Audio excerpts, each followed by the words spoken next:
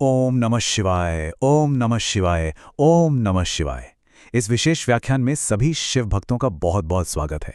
चलिए आज सीधे चलते हैं हिमालय के बर्फीली और पवित्र गोद में, जहां साक्षात विराजमान हैं भगवान शिव के पांचवें ज्योतिर्लिंग यानी केदारनाथ। तो बिना कोई समय गंवाए आइए इस दिव्य यात्रा को एक भक्त की नजरों से देखते हैं और इस पावन स्थल के अद्भुत रहस्यों को करीब से समझते हैं। जरा कल्पना कीजिए, मीलों की अत्यंत कठिन, सीधी और थका देने वाली पहाड़ी चढ़ाई के बाद जब कोई भक्त पहली बार हिमालय की इन विशाल गगनचुंबी चोटियों के बीच इस भव्य मंदिर के दर्शन करता है, तो क्या होता है? उस एक अद्भुत क्षण में ना शरीर की सारी थकान जैसे किसी जादू की तरह पिघल जाती है। हृदय में केवल और केवल एक गहरी, अत्यंत शुद्ध भक्ति ही शेष रह जाती है। सच कहूं तो ये एक ऐसा भावनात्मक और आध्यात्मिक कायाकल्प है जिसे शब्दों में नहीं, बस महसूस किया जा सकता है। तो चलिए अब आगे बढ़ते हैं और बात करते हैं वृषभ रूप और स्वयंभू लिंग के बारे में। देखिए, शिव पुराण के अनुसार ना महादेव की लीलाएं सच में अनंत हैं।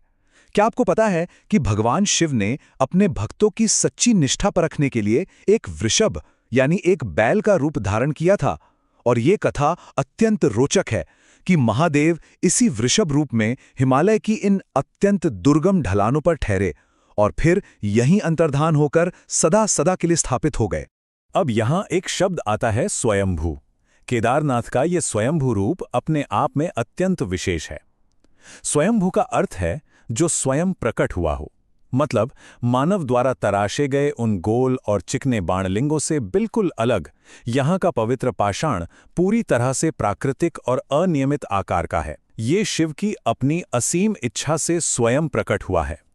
ये पाषाण उस अनंत प्रकाश स्तंभ का एक ऐसा सांसारिक सत्य है जिसे हम अपनी आंखों से साक्षात देख सकते हैं।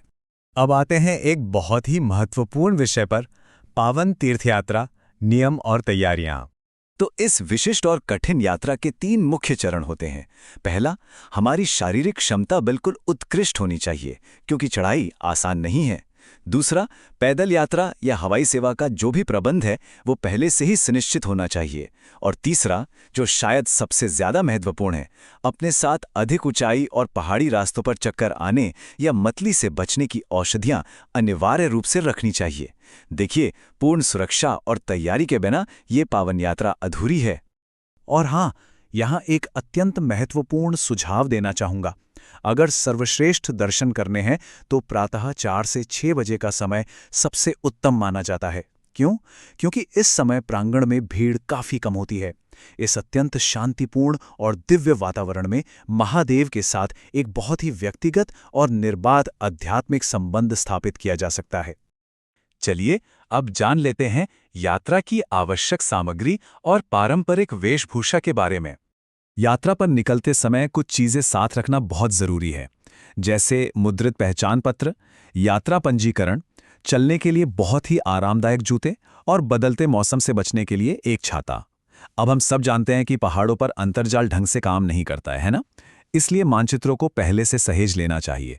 और हाँ, अपने चल भाष के लिए अतिरिक्त ऊर्जा संचायक अवश्य रखें। इसके अलावा स्थानीय मार्गदर्शकों और छोटे मंदिरों के लिए नकद धनराशि रखना बिल्कुल न भूलें। अब अगर वेशभूषा की बात करें तो मंदिर परिसर के नियम बहुत ही स्पष्ट हैं। एक सच्चे भक्त की भांति पुरुषों को श्वेत या भगवा रंग के परिधान और महिलाओं को साधारण पारंपरिक वस्त्र ही धारण करने चाहिए। और जहां तक महादेव को भेंट अर्पित करने की बात है तो कृत्रिम वस्तुओं के स्थान पर वहां के ताजे स्थानीय फूल और लाल कुमकुम को ही सबसे उत्तम माना जाता है। इसके बाद आता है सबसे अलौकिक क्षण, गर्भगृह की अलौकिक परम शांति।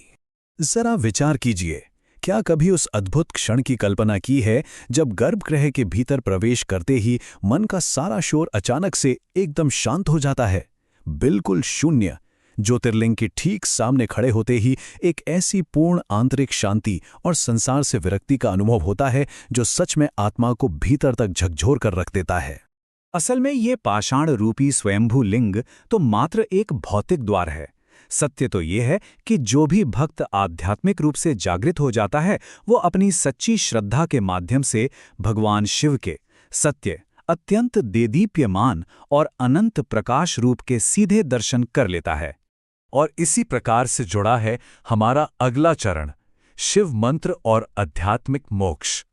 शिव पुराण में वर्णित यह सिद्ध मंत्र अपने आप में अत्यंत शक्तिशाली है। आइए मेरे साथ इस मंत्र की ऊर्जा को अनुभव करें। ओम नमः शिवाय, शुभम शुभम कुरु कुरु, शिवाय नमः। ओम। इस दिव्य ध्वनि को अपनी चेतना में गहरे उतरने दें। यह सचमुच एक अचूक और असीम ऊर्जा का स्रोत है। इस मंत्र का अर्थ जानते हैं? ये अत्यंत निर्मल और गहरा है। इसमें महादेव को नमन करते हुए ये सरल सी प्रार्थना की जाती है कि वे हमारे जीवन में सब कुछ शुभ करें। ये बहुत ही साधारण सी लगने वाली प्रार्थना वास्तव में आत्मा को पूर्णतः शुद्ध कर देती है और हमें अपार आंतरिक शक्ति प्रदान करती है। हमारे प्राचीन धर्मग्रंथों में इसका बड़ा ही स्पष्ट उल्लेख मिलता है। जो भी भक्त सच्ची श्रद्धा और समर्पण से इस ज्योतिर्लिंग के दर्शन करता है और इन मंत्रों का जाप करता है, उसके सभी संचित पाप भस्म हो जाते हैं। इसके फलस्वरूप उसे एक शांतिपूर्ण सांसारिक जीवन मिलता है और अंततः परम मुक्ति यानी मोक्ष की प्राप्ति होती है। तो यहाँ सबसे महत्वपूर्ण बात ये समझने की है कि 5वें ज्योतिर्लिंग की ये तीर्थ यात्रा मात्र कोई साधारण भौतिक यात्रा नहीं है, बिल्कुल नहीं। ये तो सांसारिक अंधकार और अज्ञान से निकलकर शिव के उस शाश्वत आध्यात्मिक प्रकाश की ओर ले जाने वाला एक परम परिवर्तनकारी मार्ग है।